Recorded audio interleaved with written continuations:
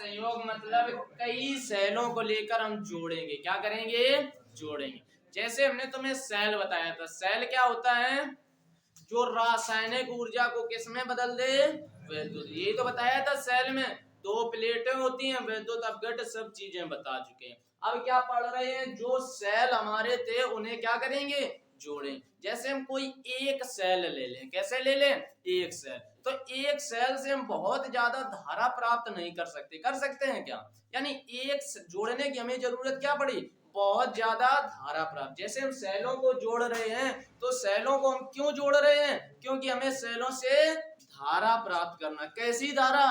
प्रबल धारा, यानी ज्यादा धारा। एक सेल से तो हम बहुत ज्यादा धारा नहीं प्राप्त कर सकते, यानी सेलों को जोड़ करके हम बहुत प्रबल धारा प्राप्त करेंगे। अब देखना ध्यान से, जब सेलों को हम जोड़ते हैं, क्या करते हैं? जोड़ते हैं, तो सेलों के संयोग को यानी सेलों के जोड़ने को ही हम बैटरी बोल देते हैं। क्या बोल देते हैं? बैटरी बोल देते हैं। बैटरी आगे समय में क्या होती है? यानी सेल ही होते हैं, पर उन्हें जोड़ लेते हैं, जोड़ के हम क्या बना लेते हैं? बैटरी बना लेते हैं। अब यही बैटरी से हमें प्रबल धारा मिलती है, ना कि सेल से। आगे बात समझ में, किससे हमें प्रबल धारा मिलती है? बैटरी। और बैटरी है क्या? सेलों का कॉम्बिनेशन। बैटरी क्या है? सेलों का कॉम्बिनेशन। लेकिन ऐसे नहीं, हम जैसे चाहे तैसे नहीं जोड़ सकते। इन्हें भी जोड़ने का कुछ ना कुछ क्रम होता है। क्या होता है? क्रम। उस क्रम को हम तुम्हें बता चुके हैं। एक तो हमने क्रम क्या बताया था? श्रेणी क्रम। और दूसरा क्रम क्या बताया था? समांतर क्रम।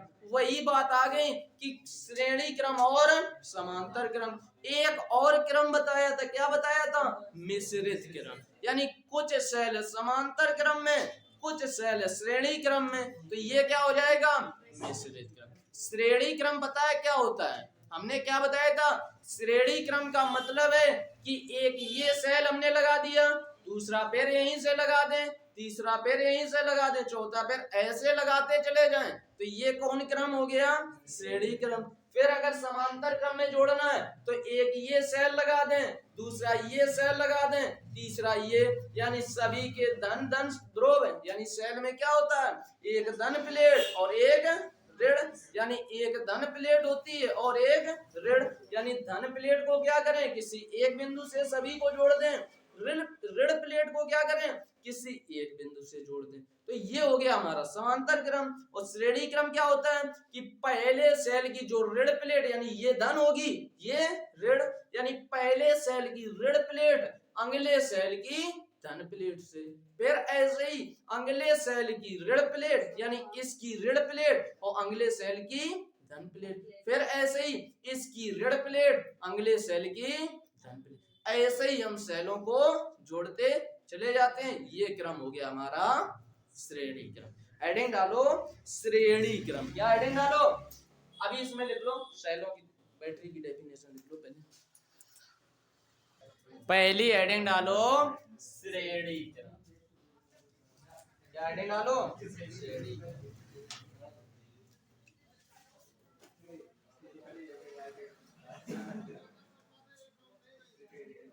देखना ध्यान।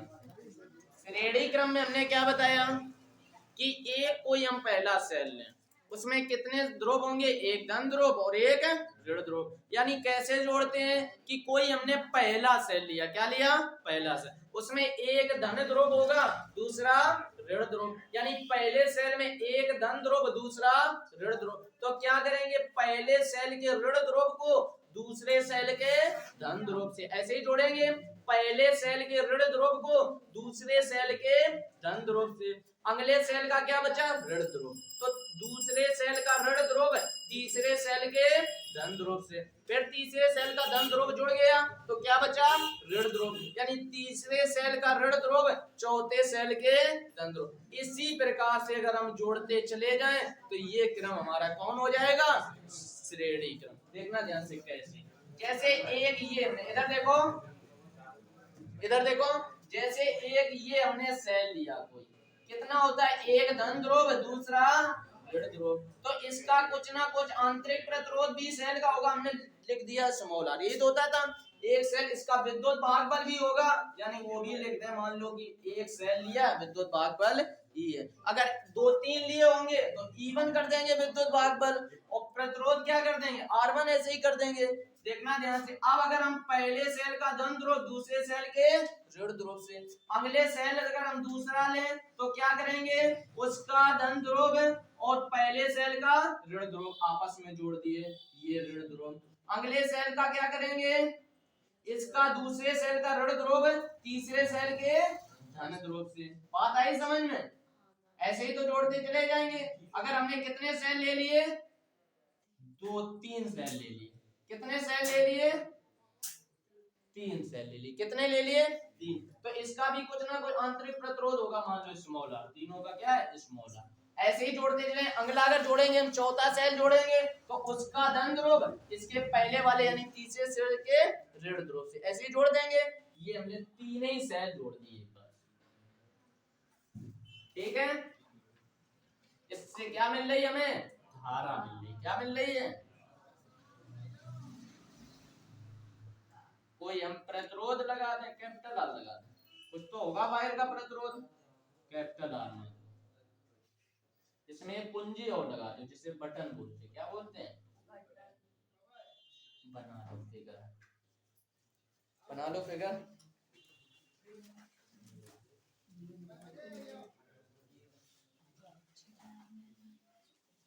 स्मॉलर स्मॉलर स्मॉलर, ये धारा, ये कुंजी लगा दो, बना लो फिगर आराम से। बन गया। देखना ध्यान से, श्रेणी क्रम की डेफिनेशन तो आगे होगी समझ में, कि पहले सेल का ऋण ध्रुव दूसरे सेल के धन ध्रुव से, दूसरे सेल का ऋण ध्रुव तीसरे सेल के धन ध्रुव, तीसरे सेल का ऋण ध्रुव चौथे सेल के धन ध्रुव। इसी प्रकार सेलों का हम कॉम्बिनेशन करते जाते हैं, ये हमारा श्रेणी क्रम हो जाएगा। अब श्रेणी क्रम में हमें क्या देखना है, सेलों का विद्युत भाग बल। ई क्या है, सेलों का विद्युत भाग बल। अगर इन सेलों का हम विद्युत भाग बल देखें, क्या देखें, इन सेलों का विद्युत भाग बल। अगर कुल विद्युत भाग बल जोड़े, जैसे ये मान लो एक सेल है तो विद्युत भाग बल ई होगा, 2 सेल है तो विद्युत भाग बल 2E हो गया, 3 सेल है तो 3E हो गया। ऐसे ही तो होता चला जाएगा। यदि इसमें हमारे कितने n सेल लगे, कितने लगे n सेल, अब n की जगह हम 4 समझ लें, 5 समझ लो, 6 सेल, जितने समझना समझ लेना। मान लेंगे कि ये जो हमने परिपथ बनाया है इसमें n सेल लगे। कितने लगे हैं, n सेल। तो अगर हम कुल विद्युत भाग बल देखें तो NE हो जाएगा। आई बात समझ? अगर 4 लगे होते तो 4 ही हो जाता, 5 लगे होते तो 5 ही। तो अगर हम परिपथ में क्या देखें, कुल विद्युत भाग बल, क्या देखें, कुल विद्युत भाग बल, परिपथ में कुल विद्युत भाग बल, परिपथ में कुल विद्युत भाग बल क्या हो जाएगा, NE हो जाएगा, NE।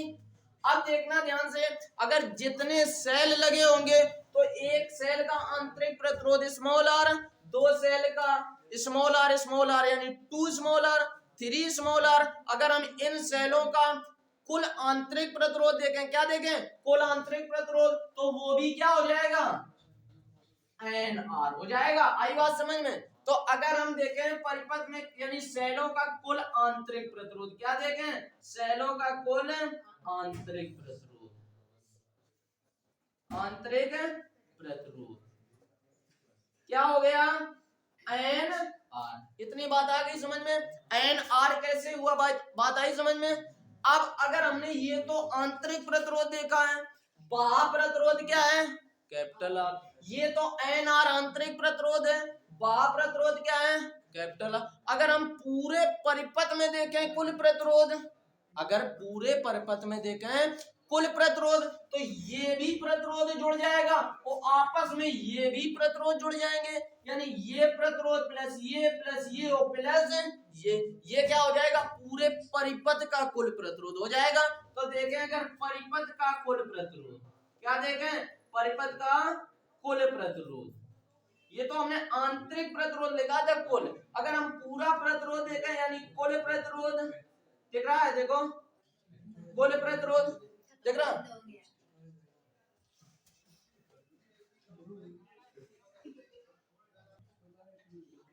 अगर हम देखें परिपथ का कुल प्रतिरोध, क्या देखें परिपथ का कुल प्रतिरोध, तो कुल प्रतिरोध क्या होगा, इसको आंतरिक प्रतिरोध और प्लस बाह्य प्रतिरोध दोनों को जोड़ दें, यानी स्मॉल एन आर और प्लस, कोई दिक्कत, ये हो गया परिपथ का कुल प्रतिरोध। नीचे तक दिख रहा है, देखो ठीक है।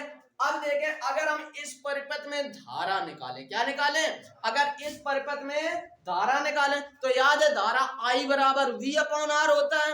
V की जगह यहाँ विद्युत भागबल E है तो E अपॉन R हो जाएगा, लेकिन E की जगह क्या रखेंगे, कुल विद्युत भार। E की जगह क्या रखेंगे, कुल विद्युत। अगर हम परिपथ में क्या निकालें, धारा निकालें, क्या निकालें, धारा। अगर हम परिपथ में धारा निकालें तो क्या होगी, E बटे R होता है, यानी V बटे R होता है। E की जगह क्या रखेंगे, और R की जगह यानी कुल प्रतिरोध, कुल प्रतिरोध की जगह क्या रखेंगे, NR प्लस, ये हमारी परिपथ में क्या निकल आई, आ गई बात समझ में। अब परिपथ में अगर हमारी धारा निकल आई तो अब समझने वाली पूरी बातें हैं कि कैसे पुराने सेल और कैसे नए सेल, समझना ध्यान से। हमारा फार्मूला क्या निकला, I बराबर एन ई बटे एन आर प्लस, यही निकला फार्मूला, I बराबर एन ई बटे N R plus capital R. अब देखना ध्यान से, कभी कभी एन आर ज्यादा होगा, एन आर ज्यादा होने का मतलब समझ रहे हो कि आंतरिक प्रतिरोध ज्यादा है। एन आर ज्यादा होने का मतलब है आंतरिक प्रतिरोध ज्यादा है, और आंतरिक प्रतिरोध कब ज्यादा होता है, जब सेल हमारे पुराने हो जाते, तभी तो होता है, बताया था।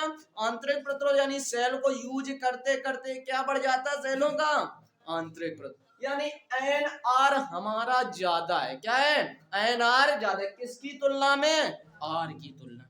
यानी अगर हम देखें आर की तुलना में एन आर बहुत ज्यादा है, क्या है, एन आर बहुत ज्यादा है। एन आर ज्यादा होने का मतलब सेल कैसे हैं, पुराने, कैसे पुराने, यानी आर की तुलना में एन आर कैसा, बहुत ज्यादा। तो ज्यादा कम कौन होगा, स्मॉल आर कम, कैपिटल आर कम होगा, स्मॉल आर ये ज्यादा है, तो ये ज्यादा ये कम, तो इसको नेग्लेक्ट कर देते हैं। जो चीज बहुत कम होती है, जो चीज, इधर देखो, जो चीज हमारी बहुत कम होती है उसे नेग्लेक्ट कर सकते हैं। यानी अगर हमारे सेल पुराने हो गए, आंतरिक प्रतिरोध बहुत ज्यादा हो गया, तो बाह्य प्रतिरोध बहुत कम होगा, और बाह्य प्रतिरोध अगर ये बहुत कम है तो इस चीज को नेग्लेक्ट कर दो, तो हमारा अगर ये चीज हम नेग्लेक्ट कर दें तो फार्मूला हमारा क्या बनेगा, एनी बटे स्मॉल एन, एनी बटे स्मॉल एन। एन से एन अगर काट दें तो आई बराबर क्या बचेगा, ई बटे, ई का मतलब है कि एक सेल, एक ई का मतलब क्या है, एक सेल, एक ई का मतलब क्या है, एक सेल, और एक आंतरिक प्रतिरोध का मतलब क्या है, एक सेल। यानी उतनी हमें धारा प्राप्त होगी जब सेल हमारे कैसे हैं, पुराने हैं, यानी उनका आंतरिक प्रतिरोध बहुत ज्यादा। सेल हमारे पुराने, इसका मतलब उसका आंतरिक प्रतिरोध बहुत ज्यादा है। यदि उन्हें आप श्रेणी क्रम में लगाते, किस क्रम में लगाते हैं, श्रेणी क्रम में लगाते हैं, तो उनमें उतनी ही धारा हमें प्राप्त होगी जितनी किससे प्राप्त हो रही है, एक से। आ गई बात समझ में। यानी अगर आप पुराने सेलों को श्रेणी क्रम में लगाते तो कोई लाभ हमें नहीं मिलने वाला, कोई लाभ नहीं मिलने वाला। अब देखना ध्यान से, अब बदल लें कुछ चीजें। ये तो हमने पहली कंडीशन बना ली कि सेल हमारे कैसे हैं, पुराने। अगर सेल हमारे कैसे होते, नए होते, कैसे होते, नए होते। नए होने का मतलब है कि ये चीज कैसी होगी, बहुत कम। नए होने का मतलब क्या है कि आंतरिक प्रतिरोध अभी बहुत कम होगा।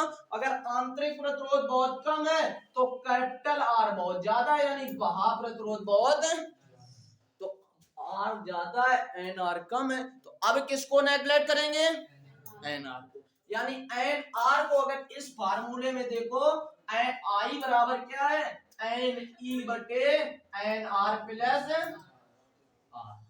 किसको नेग्लेक्ट करेंगे अब, एन आर को। तो ये चीज अगर छोड़ दें तो आई बराबर क्या होगा, एन ई बटे, देखो एन ई बटे आर आया। क्या आया? एन ई बटे आर। N E